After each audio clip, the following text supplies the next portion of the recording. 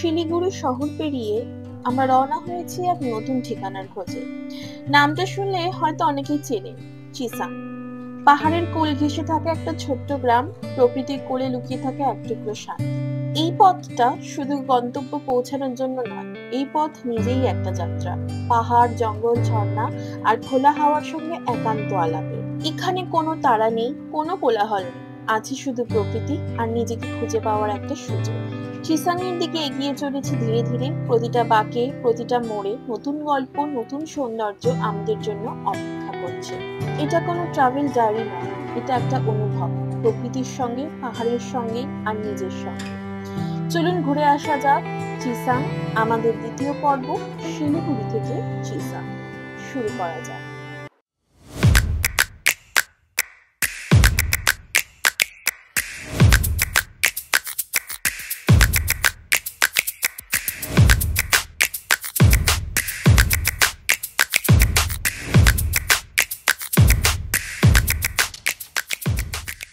Hello, welcome back to our channel. And আজকে হচ্ছে 28 December and আমরা আজকে শিলিগুড়ি থেকে বেরিয়ে যাচ্ছি চিসাংয়ে। আমাদের গাড়ি সব গোছানো কমপ্লিট। এই যে আমাদের গাড়ি। আচ্ছা, বাই দ্য ওয়ে, আমি আর আহিলিদি কিন্তু টুইনিং করেছি। এখন ফ্রেঞ্চ কোটটা পরে নিই, ফ্রেঞ্চ কোটটা পরতে হবে। হ্যাঁ, ওটা পরলে পুরো টুইনিং হয়ে যাবে। অ্যান্ড আইসদা তো আগের দিনে জামা পরেই, আর এই যে একটু ম্যাচিং করে ফেলেছি। যাই হোক, এই গাড়িতে, এই যে গাড়ি এখন গরম করতে, জিনিস তোলা হয়ে গেছে, গাড়ি এখন গরম করতে দেওয়া হয়েছে। চিসাং এর উদ্দেশ্যে বেরিয়ে যাবে। এখান থেকে চিসাং হচ্ছে 3 ঘন্টার রাস্তা। আর তারপরে ওখানে গিয়ে পাহাড়ে তোমাদের সাথে আবার কথা হচ্ছে। এই যে ক্লাসিক লজ, এইটা হোটেল। রুম তো দেখিয়েছি সকালে। কালকে ওই 600 কিলোমিটার মতো, মানে 4 কিলোমিটার কোন 600, 10.5 ঘন্টাতেই হয়ে গেছে আমাদের। মানে কলকাতা টু শিলিগুড়ি 10.5 ঘন্টাতেই ডান। অ্যাভারেজ স্পিড 57 ছিল। এবং এইটার মধ্যে আমাদের আর আধ ঘন্টা মতো মনে করে খাবার দাবারের টাইমটা গেছে। আমাদের একটু ভুল হয়ে গেছিল, আমরা এই ব্রিজের নিচ দিয়ে চলে গেছিলাম। গুগল ম্যাপে একটু ভুল দেখিয়ে দিয়েছিল, বাট স্টিল আমরা এখন এই ব্রিজটা ধরে নিলাম। আমরা এখনো ব্রেকফাস্ট করিনি, ব্রেকফাস্ট করব, বাট টুকটাক খাওয়া দাওয়া হচ্ছে। তোমাদের দেখাই, এই পুরো বস্তা জুড়ে শুধু খাবার আছে। তারপর পেছনেও একটা প্যাকেট আছে, ওখানে শুধু খাবার দাবার আছে, মানে ড্রাই স্ন্যাক্স, বিস্কিট, কেকস এগুলো আছে।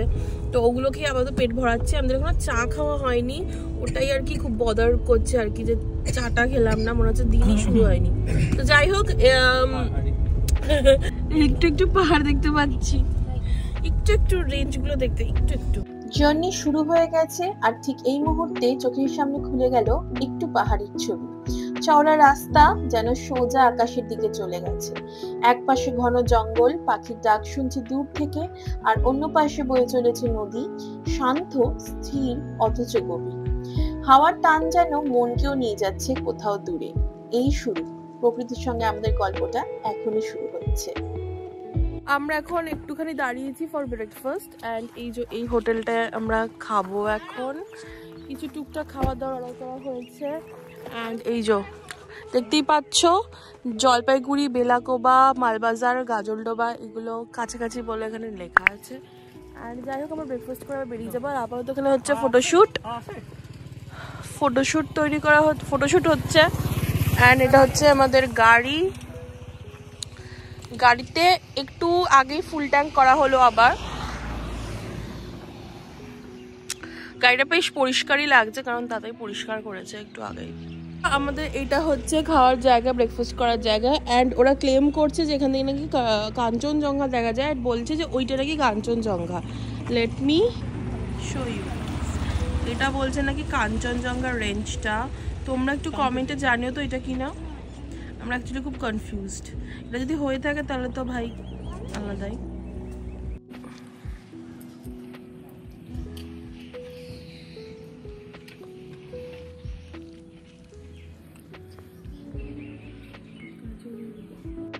ব্রেকফাস্টটা সেরে নিয়েই আবার রওনা দিলাম।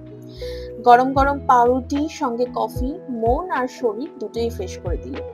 গাড়ি আবার চলতে শুরু করেছে, আর রাস্তাটা যেন আগের চেয়েও বেশ সুন্দর লাগছে। একদিকে ঘন জঙ্গল, সূর্যের আলো পাতার ফাঁক দিয়ে ঢুকছে, মাঝে মাঝে পাখির ডাকও শুনছি। হাওয়াটা এবার একটু ঠান্ডা আর একদম পরিষ্কার। জানালা দিয়ে মুখ বাড়াতেই একটা পাহাড়ি গন্ধ আসে, কাঁচা মাটির ভেজা পাতা আর কোথাও যেন ফুলের হালকা সুগন্ধ। এখন রাস্তা একদম আরামদায়ক, ঝাঁকুনি নেই, গাড়িটা মসৃণ ভাবে চলছে। চারপাশে শুধু সবুজ নীল আকাশ আর পাথরের মতো নীরবতা।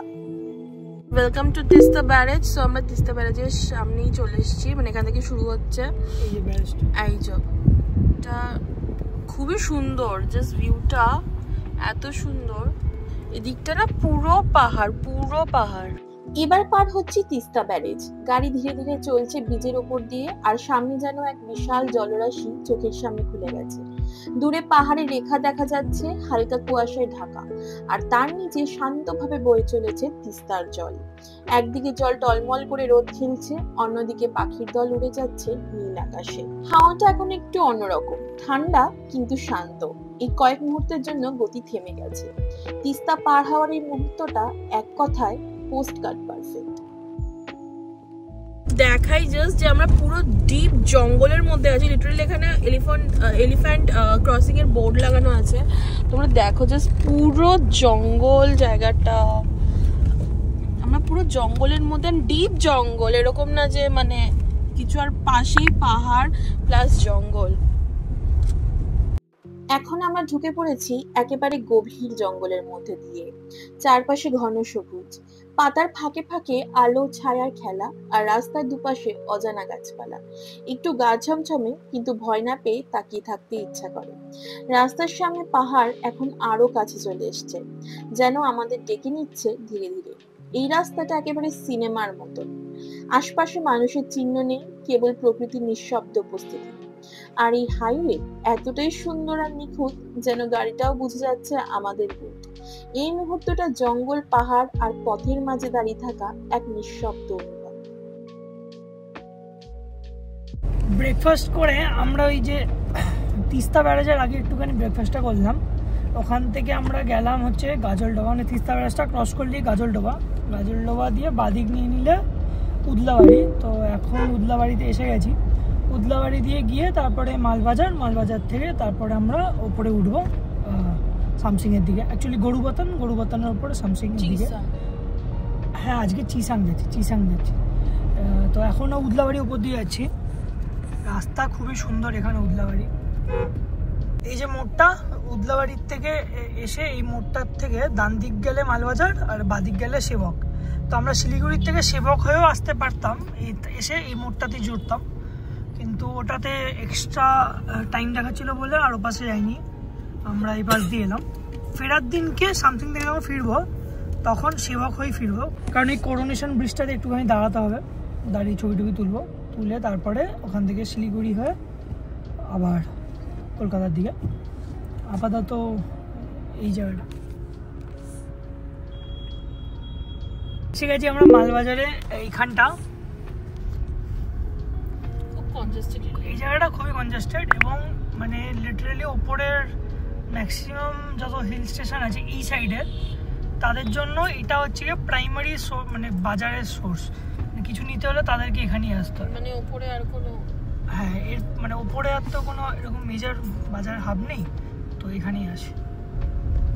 জঙ্গলের গেট পেরিয়ে এখন ঢুকছে সবুজের গভীরে। চারপাশে শুধু নিস্তব্ধতা, পাতার শব্দ আর হালকা বাতাসের টান। প্রকৃতির একদম অন্য রূপ, একটু রহস্যময়, একটু মায়াময়।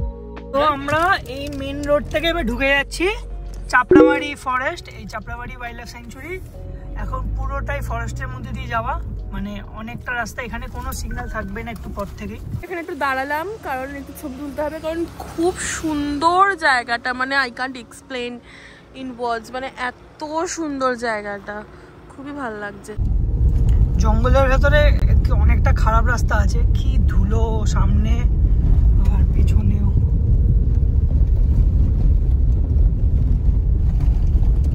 এখন যে রাস্তায় চলছি সেটা আরামদায়ক না, একদম রোলার কোস্টার। পাহাড়ি রাস্তা, একদিকে খাড়া ঢাল, অন্যদিকে গর্ত আর পাথর। গাড়িটা উঠছে দুলছে, আবার হঠাৎ করে ব্রেক। জানি একটু কষ্ট হচ্ছে, কিন্তু মজাটাও কম নয়। এটা না থাকলে পাহাড়ে আসার আর আসল মজা কোথায়। এই অফিসিয়ালি মানে আমরা পাহাড়ে এবার ওঠা স্টার্ট করছি। রাস্তা এখানগুলো একটু খারাপই আছে, বাট ঠিক আছে, অফ রোড মনে করে চালাবো, কোনো ব্যাপার না। অবশেষে উঠে গেলাম পাহাড়ের ওপর। কতগুলো বাঁক, খারাপ রাস্তা, ধুলো আর ঝাঁকুনির পর এখন দাঁড়িয়ে আছে একটু ওপরে। চারপাশে শুধু নীরবতা, নিচে তাকালে দেখা যাচ্ছে সবুজ বন, নদী, আর আমরা যেদিক থেকে উঠছি সেই সাদা সাদা রাস্তাগুলি যেন সাপের মতো এঁকে বেঁকে নিচে নেমে গেছে। হাওয়া একদম ঠান্ডা, মুখে লাগছে পাহাড়ি হাওয়ার শীতল স্পর্শ। রোদটা ঝাঁঝালো না, কিন্তু আলোর ছটা চারদিকে এক অদ্ভুত রকম শান্তি ছড়িয়ে দিচ্ছে। এখান থেকে সবকিছু ছোট ছোট মনে হচ্ছে, আর মনটা হঠাৎ করেই খুব হালকা লাগছে। যখন নিচে ছিলাম তখন ভাবিনি ওপরে উঠে এতটা শান্তি, এতটা সৌন্দর্য আমাদের জন্য অপেক্ষা করছে। এই মুহূর্তটাই যেন পুরো ট্রিপের সবচেয়ে দামি অংশ। জ্যাম লেগে গেছে এখানটা একটুখানি, বাট কোই বাত নেই, প্রত্যয় রুদ্র ঠিক তুলে দেবে।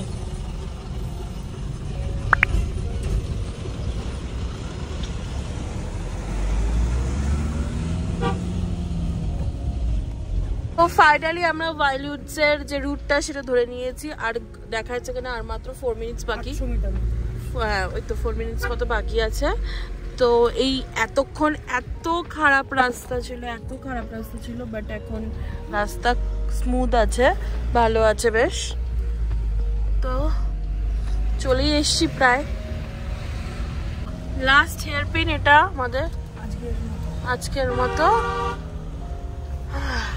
ফাইনালি, কাজটা খুব নোংরা লাগতে পারে কারণ প্রচন্ড ধুলো ছিল। ফাইনালি ঠান্ডা, বেশ ভালো ঠান্ডা, ওয়েদারটা বড্ড। এই যে আই থিঙ্ক বোর্ড দেখাই যাচ্ছে ওয়াইল্ডউডস। এই যে আমাদের হোটেল।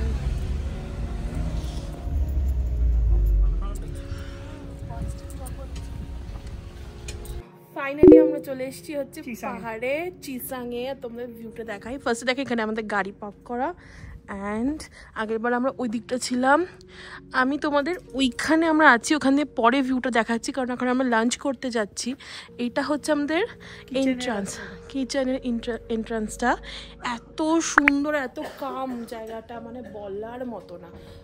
আমি আরও ভালোভাবে দেখাবো একটু পরে। এখন আমরা আপাতত লাঞ্চ করবো কারণ আমাদের চটপট বেরিয়ে যেতে হবে ফর ছোটো সাইট সিং। কিছু কিছু জায়গায় আছে এখানে, তো যেখানে যাবো তোমাদের অবশ্যই দেখাবো। আপাতত চলো লাঞ্চ করি আর দেখি কি কি আছে লাঞ্চে। রেস্টুরেন্টটা কিন্তু বেশ সুন্দর, চারিদিকে কাঠে মোড়া, আর মনে হচ্ছে পাহাড় যেন আরো এগিয়ে আসছে আমাদের কাছে, আমাদেরকে আমন্ত্রণ জানাচ্ছে। আপাতত আমরা দুপুরের খাবারটাকে আমন্ত্রণ জানালাম, একেবারে ঘরোয়া খাবার যেটা পেট আর মন দুজনকেই কিন্তু শান্তি দিচ্ছে। এখন একটুখানি রেস্ট নেওয়ার পালা, আর তারপরেই আমরা বেরিয়ে যাব আমাদের সাইট সিইং এর উদ্দেশ্যে। হোটেলে এসে পৌঁছানোর পরই একদম অন্য জগতে চলে এসেছি যেন। চারপাশে ছিমছাম পরিবেশ, কোনো কোলাহল নেই।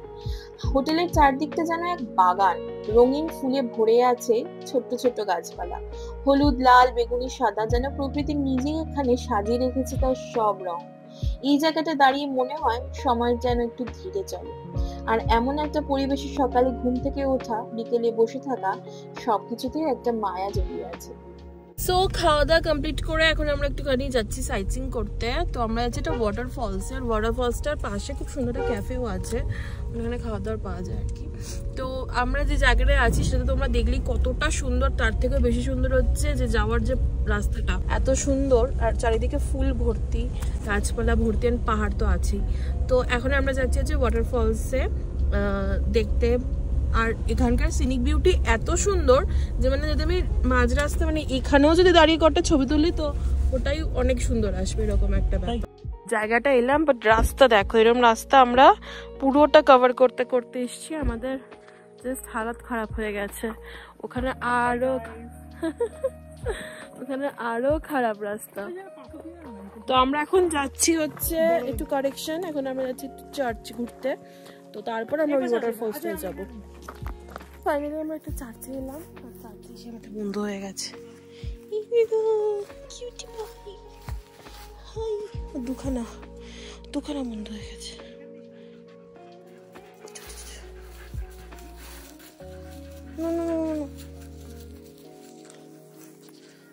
এখানে অনেকেই আছে, আমরা এখানেই দেখি চার্চটা।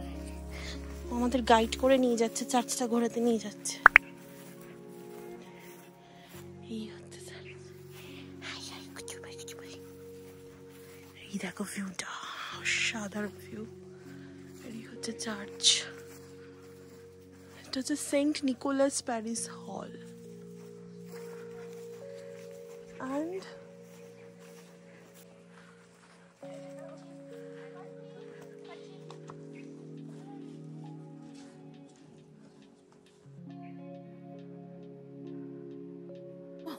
চার্চ দেখা গেছে। অ্যান্ড এত ঠান্ডা প্লাস এত উঁচু না, এর জন্য একটু হাঁপানি হচ্ছে। যাই হোক, এই যে এই রাস্তা দিয়ে আমরা যাচ্ছি সবাই। আমি মাথাটা ফুল লাগিয়েছি। চার্চের পর আমরা এসেছি হচ্ছে ওয়াটারফলস দেখতে।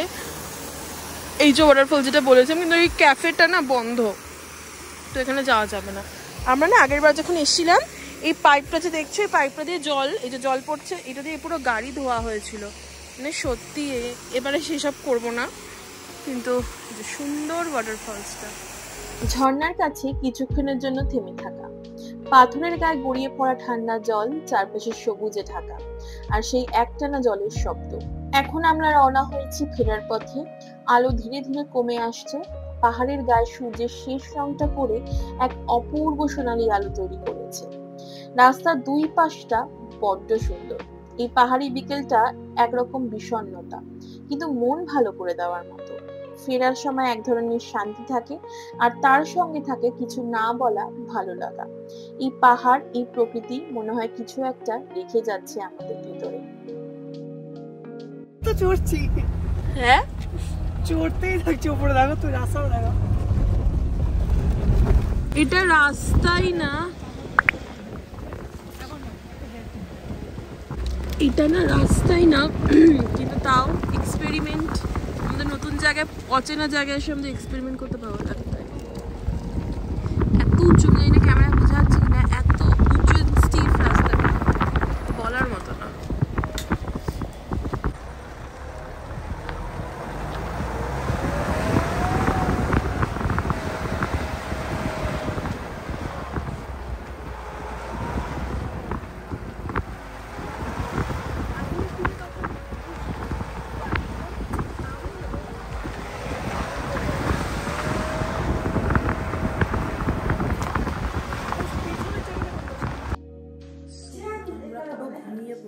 লিটারালি, অ্যান্ড একটু স্ন্যাক্স খেলাম। অ্যান্ড এখন আমাদের ডিনার চলে এসছে, রুটি, চিকেন, রসগোল্লা ছিল, আমি গরম করতে পাঠালাম। তো এই যে, আর আহিদি শুধু ভাত খাচ্ছে, রাইস খাচ্ছে। জায়গা তো দেখিয়েছি, রাত্রিবেলা তো আরও সুন্দর। এক্ষুনি এখানকার মালিকের সাথে কথা হলো, উনি আমাদের চিনতে পেরে গেছে পুরো, আমি আগেবার এসেছিলাম।